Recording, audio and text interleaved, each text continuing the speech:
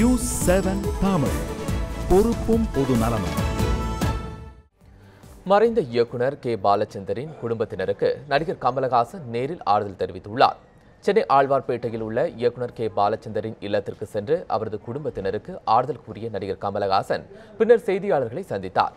அப்போது அவர் கூறியதை இப்போது பார்க்கலாம்.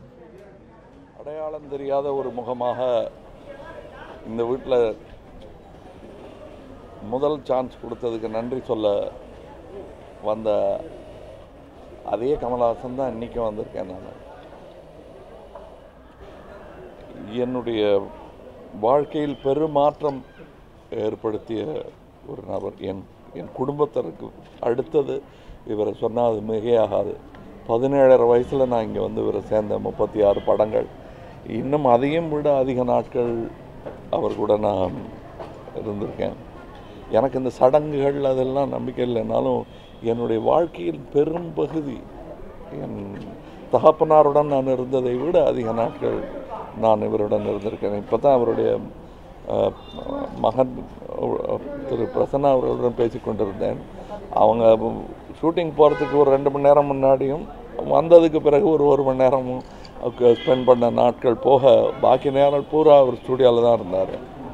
அதில் ஒரு முக்கியமான ஒரு 10 வருடங்களில் அத்தனை நாளும் நான் அவர் கூட தான் இருந்திருக்கேன். நான் அங்கு கற்றது தான் இன்று எனக்கு வந்து கரன்சியாக, செலவுக்கு பயன்படும் ஒரு கரன்சியாக எனக்கு பயன்பட்டு கொண்டிருக்கிறது. இல்லைங்கிறதுக்காக நான் அது சொல்லலை. இது போன்ற ஒரு தமிழ் சினிமாவுக்கு கொடை வழங்கிய ஒரு கொடைவள்ளல், தமிழ் சினிமாவுக்கு திறமைகளை கொடையாக வழங்கியவர் வேறு யாரும் இல்லை என்பது தாழ்மையான கருத்தெல்லாம் இல்லை. இதுதான் நிஜமான கருத்து. இதுக்கு இணையாக வேறு ஒரு டைரக்டர் கிடையாது. இந்த பாஸ் மார்க்குன்னு சொல்லுவாங்களே, அப்படி இவர் செய்த படங்களில் 30 படங்கள் வேண்டாம், ஒப்புக்கொள்ள முடியாது என்று ஒதுக்கினாலும் 70 மார்க் இருக்குது. அப்படி அந்த 70 படங்கள் மாதிரி திருப்பி எடுக்க முடியுமா என்று இளைஞர்கள் வியக்கும் அளவுக்கு இருக்கக்கூடிய ஒரு, என்னுடைய ஆசான்கிறதுக்காக சொல்லலை, தமிழ் உலகுக்கும் இவர் அதுதான், தமிழ் சினிமா உலகுக்கும் இவர் அதுதான். இவர் இல்லைங்கிற இழப்பை ஈடு செய்ய முடியாது அப்படின்னு தான் எல்லாரும் சொல்லுவாங்க.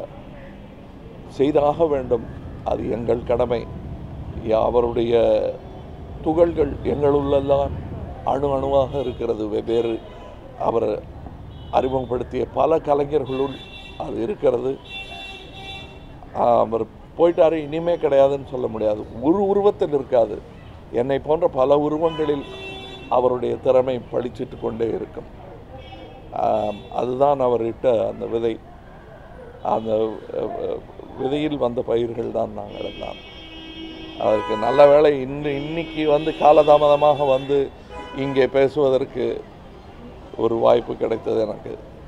அன்று நிகழ்ந்த அன்று வந்திருந்தால் இவ்வளவு பேசியிருக்க முடியாது.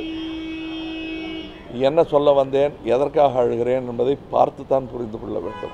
இப்பொழுது அழுது முடித்து விட்டதனால் ஓரளவுக்கு இப்படி பேச முடிகிறது.